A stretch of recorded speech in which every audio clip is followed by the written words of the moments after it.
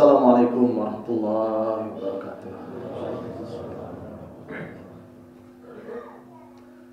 Alhamdulillahilladzi khalaqas samawati wal ardh wa ma bainahuma fi sittati ayyam.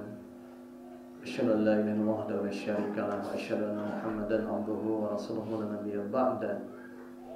Allahumma fasholli ala sayyidina Muhammadin wa ala alihi wa ashabihi ajma'in, amma ba'd. Bayyinallah usikum wa iyya bittaqullah faqad bazal taqun la haula wa la quwwata illa billahil aliyil azim. Kahatur kehadirat mursid Kanjeng Wali Agung Kanjeng Syekh Midin Syekh Ahmad Sahibullah Fatajul Arifin. Semoga Allah SWT senantiasa menambah kenikmatannya, dan semoga kita semua diberikan oleh Allah SWT untuk senantiasa mencintai beliau dan istiqomah bersama-sama dengan beliau dari dunia sampai akhirat. Al-Fatihah. A'udzubillahi minasyaitonir rajim. Bismillahirrahmanirrahim. Alhamdulillahi rabbil alamin arrahmanir rahim maliki yaumiddin. Iyyaka na'budu wa iyyaka nasta'in ihdinas siratal mustaqim siratal ladzina an'amta 'alaihim ghairil maghdubi 'alaihim waladdallin. Selanjutnya kita berdoa untuk kita semua.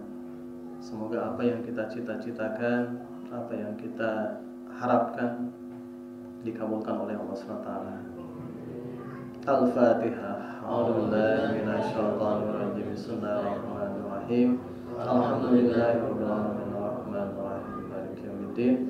Iyyaka na'budu wa iyyaka nasta'in ihdinas siratal mustaqim siratal ladzina an'amta 'alaihim ghairil maghdubi 'alaihim waladdallin.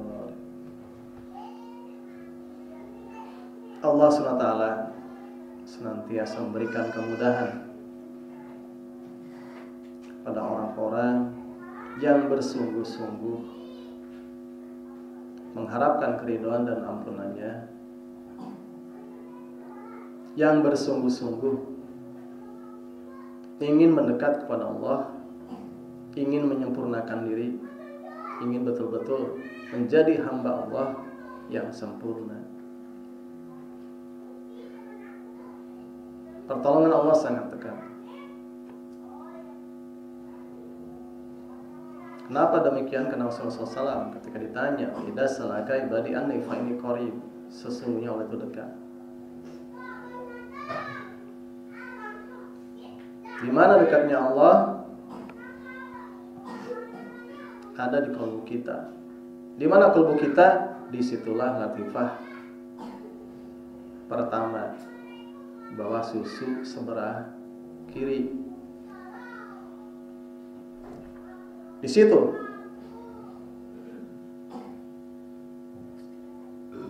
Makanya ketika ada orang yang bertanya, di mana takwa? Takwa ha huna.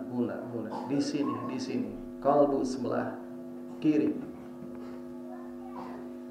Makanya kita ditalkinkan oleh Rasulullah SAW melalui guru kita. Kalbu sebelah kiri, karena kalbu itu di situ tinggalnya. Dekatnya di situ, pintunya di situ.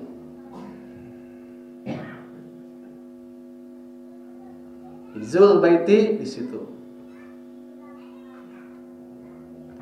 Haji menyatunya hamba baiti dengan rumah Baitullah. Hakikat dari Baitullah di situ. Hanya secara syariat Allah mewujudkan adanya Ka'bah melalui Nabi Ibrahim alaihissalam dan Nabi Ismail alaihissalam. Secara syariat ada Ka'bah yang dibangun oleh mereka, sehingga di situ man istata'a ilaihi sabila, bagi yang mampu diberikan kemampuan oleh Allah. Secara fisiknya mampu, secara ekonominya mampu, secara otaknya mampu, secara pikirannya mampu, silahkan pergi ke sana. Nah, itulah salah satu rukun daripada rukun Islam. Kalau orang diberikan kemampuan secara fisik, secara mental, secara ekonomi, kemudian dia tidak mau laksanakan ibadah haji secara syariat, maka bisa dipastikan matinya. Kalau tidak Nasrani, pasti Yahudi. Ini ancaman dari Allah melalui Rasulullah SAW. Kalau orang tidak mau, kalau kita secara fisik belum mampu, fisik mampu, ekonomi belum mampu. Makanya bagi kita yang oleh Allah SWT secara lahiriah belum dimampukan untuk berangkat ke sana, pergilah ke kalbu kita yang di sebelah kiri. Makanya khofi di situ, itulah hizul baiti. Wah, ini qarib, disitulah. Nah, bagi seorang sufi,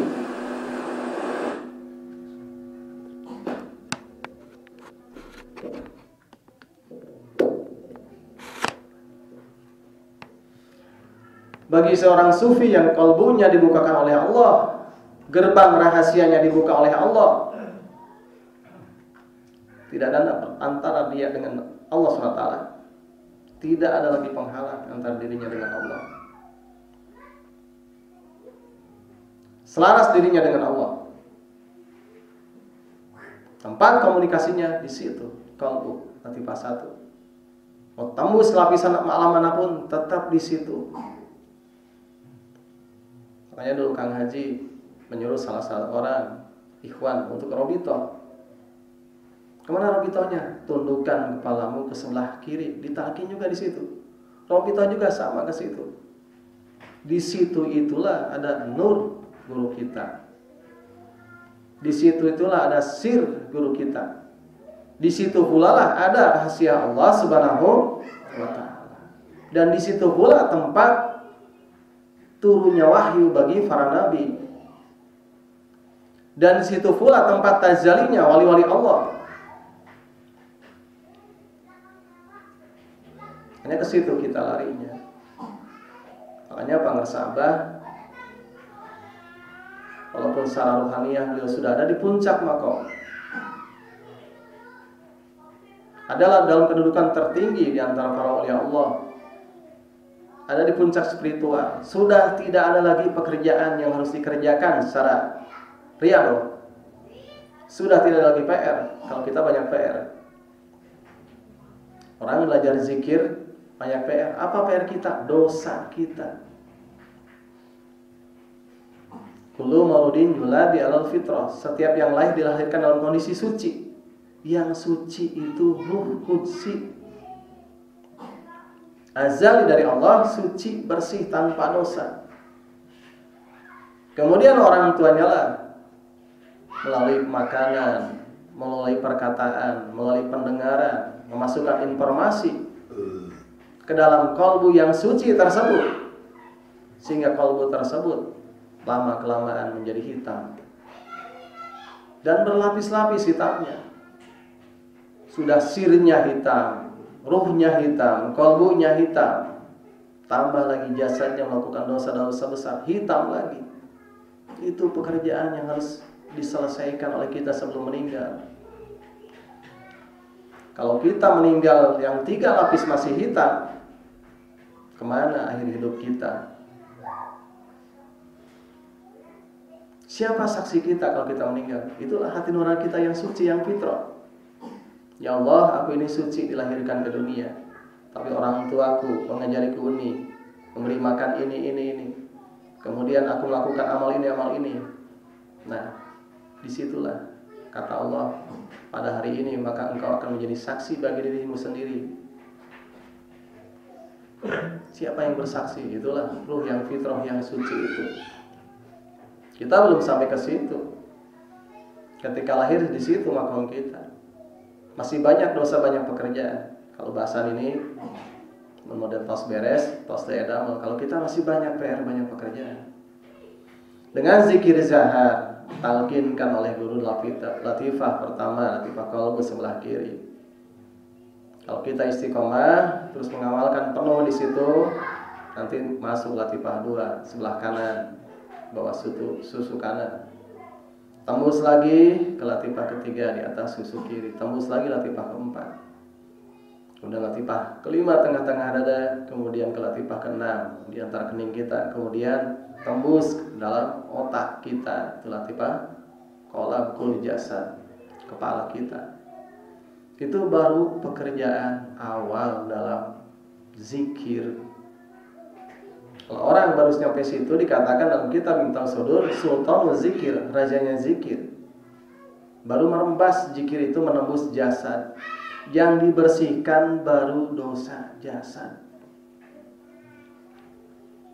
Belum sampai apa-apa, belum sampai mana-mana, baru dosa jasad. Dari ujung rambut sampai ujung kaki yang penuh dengan dosa kotoran hitam, dengan zikir yang sudah menembus ke dalam kulit, daging, tulang, dan sumsum, dibersihkan dosa jasad tersebut. Tapi pekerjaan kita masih banyak. Itu baru dosa jasad.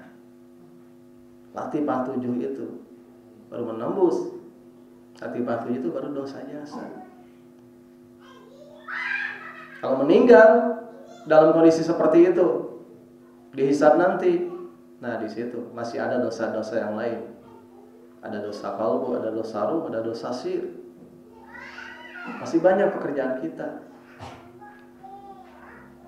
Kalau sudah sampai Latifah 7, di situ nanti dengan tuntunan seorang guru, dengan penglihatan batinnya seorang guru, guru akan menghentikan zahar, hentikan. Setelah itu khofi, hentikan. Baru proses pembersihan dosa yang lapisan kedua, dosa qalbu, dosa ruh, baru dibersihkan. Kita masih banyak pekerjaan. Makanya guru mengawasi terus-menerus kepada muridnya. Dan murid tidak akan tahu bagaimana cara guru melihat murid. Dan bagaimana cara guru menilai seorang murid. Karena guru tidak melihat seorang murid daripada ma'rifatnya, banyak pengalaman batinnya. Karena itu bukan ukuran. Dan berbagai macam keanehannya, dan itu bukan ukuran seorang guru dalam menilai murid. Bagaimana cara guru menilai murid? Tidak akan ada yang tahu.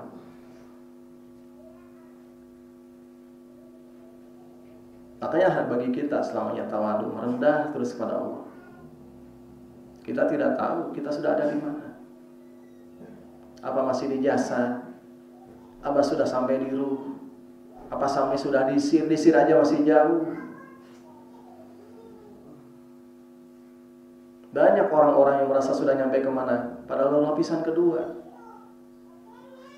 belum nyampe kemana-mana. Pekerjaan masih banyak, PR masih banyak. Makanya kita terus merendah. Man tawadu rafa'ahullah. Barang siapa yang tawadu rafa'ahullah, Allah mengangkat derajatnya. Kemana Allah mengangkat derajatnya? Dalam kalbu kita, ditembuskan ke situ. Semakin mendekat pada hakikat diri kita yang sangat dekat dengan Allah Subhanahu wa taala. Modalnya apa? Tawadu, rendah hati. Karena musuh terbesar seorang murid adalah kesombongan. Itu yang membuat murid terjatuh dalam pandangan Allah, dalam pandangan Rasulnya, dalam pandangan guru-gurunya. Musuh terbesar kita cuma satu, kesombongan. Maka hilangkan semua kesombongan. Kita belajar bareng-bareng menghilangkan kesombongan dari diri kita. La yadkhulul jannah man fi qalbihi misqala dzarratin minal kibir. Tidak akan masuk surga kedekatan dengan Allah, kelezatan melihat Allah. Barang siapa misqala dzarratin, ada sebesar biji zar minal kibir, kesombongan. Karena Allah tidak ridho, karena Allah tidak suka kalau melihat ada hambanya dalam kalbunya ada selain Allah, apalagi ada dirinya sendiri.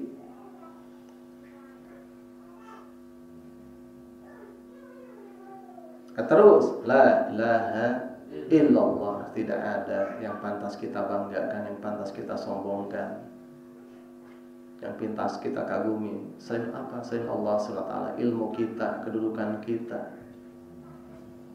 tidak ada nilainya. Yang membuat kita pintar itu Allah. Yang membuat kita paham sesuatu itu Allah. Yang membuat kita mengerti itu Allah. Yang membuat kita mempunyai itu dan ini itu adalah Allah.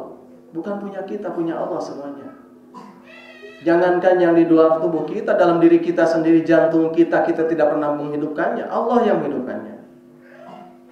Ketika kita tidur, apakah kita yang menghidupkan jantung kita? Bukan Allah. Ketika kita pusing, punya masalah, siapa yang melenyapkan masalah tersebut? Allah. Jauhkan dari kesombongan, kita gak punya apa-apa. Lagi zikir ada kelezatan, dari mana itu? Dari Allah.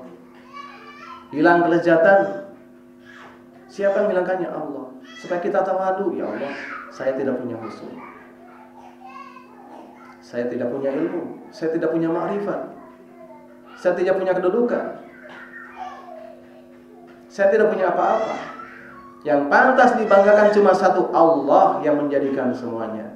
La ilaha illallah. Pantas kan yang saya bawa pada jalan seorang wali kutub yang sudah sampai pada makamnya mengatakan, jangan dipakai suatu perkara selain Allah Subhanahu wa ta'ala. Jangan dipakai bangga, apapun itu bentuknya, baik makrifat ataupun kewalian ataupun karomah, jangan dipakai bangga. Apalagi kita baru belajar, baru riado, belum apa-apa. Kedekatan dengan Allah masih jauh, karena Allah tidak suka yang dalam kalbunya ada selain Allah, apalagi dirinya sendiri. Jangankan Allah, guru kita kalau memandang muridnya, dalam diri muridnya ada selain Allah, maka cahaya guru tersebut tidak sempurna mengisi seluruh rongga hati murid tersebut.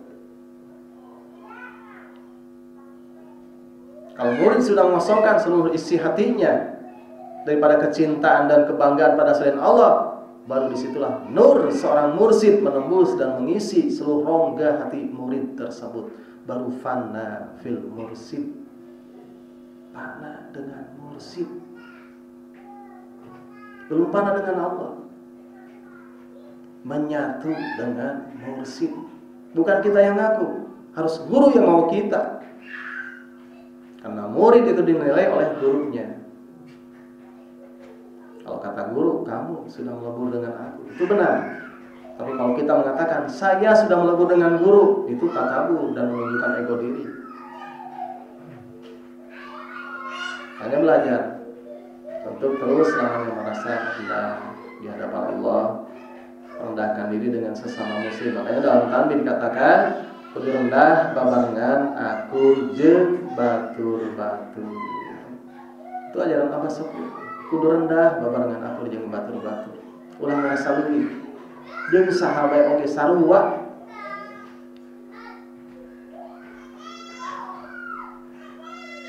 Saya juga sama. Gak ada bedanya dengan ibu-ibu, dengan bapak-bapak, dengan saudara-saudara semua. Gak ada bedanya, sama. Yang seorang ikhwan, hanya murid pangan sahabat yang lagi belajar, ingin menyempurnakan diri dalam beribadah pada Allah, ingin diterima ibadah kita oleh Allah Subhanahu wa ta'ala. Nah, kita gak tahu apa kita sudah terima oleh Allah atau belum, kita gak tahu.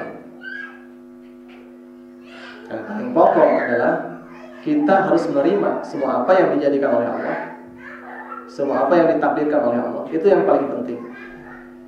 Yang katakan seorang wali adalah bukan orang yang tidak bisa mempan oleh senjata, bukan orang yang bisa jalan di atas air. Tapi seorang wali adalah orang yang sangat ridho dengan semua ketentuan Allah. Ketika sakit, ridho dengan sakitnya. Ketika sakit, tidak meminta sembuh.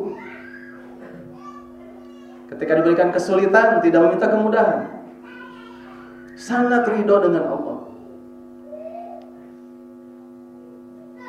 Karena dia tahu, Allah Maha tahu, Allah Maha sempurna, yang mengatur semuanya. Allah yang sudah merencanakan semuanya tanpa cacat. Ma khalaqta hada batila. Tidak mungkin Allah berbuat batil. Semua perbuatan Allah Maha sempurna. Kalau kita melihat Allah tidak sempurna dalam perbuatannya, bukan Allah yang tidak sempurna, kalbu kita yang belum mengenal kesempurnaan Allah. Karena pantas seorang sufi sangat ridho dengan semua ketentuan Allah. Diberikan kemudahan, dia bersyukur. Diberikan kesulitan, dia bersabar. Diberikan kabar gembira, dia bersyukur dan terus merendah di hadapan Allah. diberikan kabar yang tidak gembira juga sama. Innalillahi wa inna ilaihi raji'un, kembalikan semuanya kepada Allah. Dalam kondisi baik dia kembali kepada Allah dan selalu melihat Allah. Dalam kondisi yang secara umum dipandang tidak baik, dalam pandangan hawa nafsu kita, dalam pandangan seorang sufi, ada kebaikan yang tersembunyi di dalamnya. Karena Allah tidak pernah dolim kepada makhluknya. Dan setiap yang terjadi pasti di situ ada rahasia Allah. Hanya penyebabnya satu, kita belum memahami af'al Allah. Kita belum mengerti ketentuan Allah. Kita belum betul-betul paham siapa Allah dan bagaimana Allah. Makanya di situ terus belajar dan belajar tanpa henti. Sampai kapan? Sampai menjemput Allah menjemput kita. Kalau ruh keluar dari jasad tidak melihat Allah, di situ kita rugi. Kalau ruh keluar dari jasad tidak terlihat Rasulullah, di situ kita rugi. Kalau ruh keluar dari jasad tidak melihat guru kita, di situ juga kita rugi. Kapan harus istilahnya kita belajarnya? Sekarang. Wal asri innal insana lafi husrin. Sesungguhnya waktu kita singkat. Yang umurnya 80 tahun, yang umurnya baru 40 tahun, baru 25 tahun, baru 30 tahun. Dunia ini sebentar, tidak lama.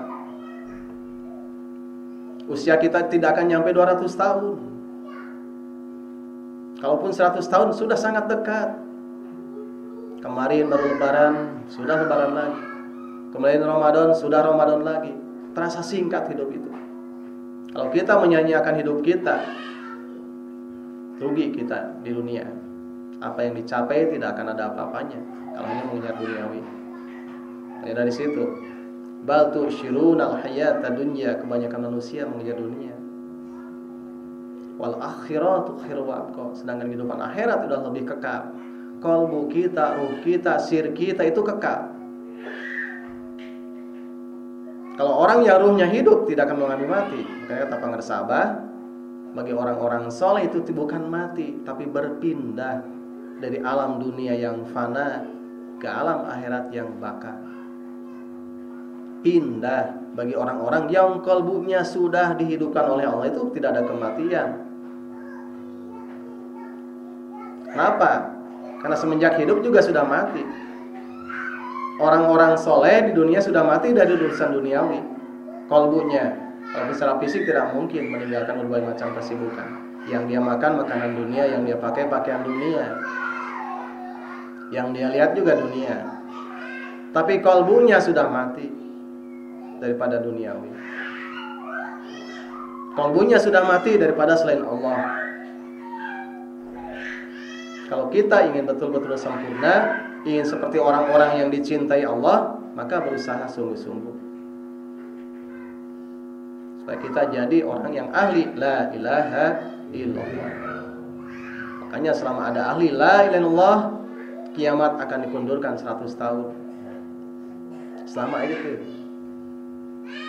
Dalam hadis dikatakan, kalau di langit masih ada bintang, maka langit tidak akan runtuh. Selama di bumi ada ahlul baitku, maka bumi tidak akan kiamat. Siapa ahlul baitku? Orang-orang yang bertakwa.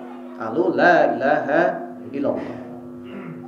Karena kalau ukurannya jasad, sudah banyak ahlul bait Rasulullah SAW. Jadi harus dua ukurannya. Ahlul bait secara batiniah, ahlul bait secara lahiriah. Salah satu syarat yang paling utama adalah ketika Rasulullah SAW ditanya, wahai Rasulullah, siapakah ahlul baitmu? Orang-orang yang bertakwa. Ya, selama ada orang-orang yang bertakwa di bumi, selama itulah tidak akan terjadi kiamat. Kiamatnya masih lama, kitanya yang sudah dekat dengan kuburan. Kalau kiamat secara umum masih lama, tapi umur kita siapa tahu besok, siapa tahu lusa, berapa lama lagi kita di dunia. Apa persiapan yang sudah kita bawa? Bagaimana kalau kita ditanya oleh Allah? Pas meninggal ditanya, dihisab oleh Allah, apa sudah siap kita menjawabnya? Persiapkan dari sekarang. Makanya bagi orang-orang yang soleh yang mengenal Allah, malam itu seolah-olah malam terakhir dia di dunia. Setiap malam begitu. malam ini adalah malam terakhir saya hidup di dunia. Karena besok kita tidak tahu akan seperti apa. Kalian terus berusaha amalkan zikir dengan sungguh-sungguh, jangan putus asa. Setiap ada kesulitan pasti di situ ada kemudahan. Setiap ada kesulitan di situ ada kemudahan. Pertolongan Allah sangat dekat. Makanya terus amalkan, jangan putus asa.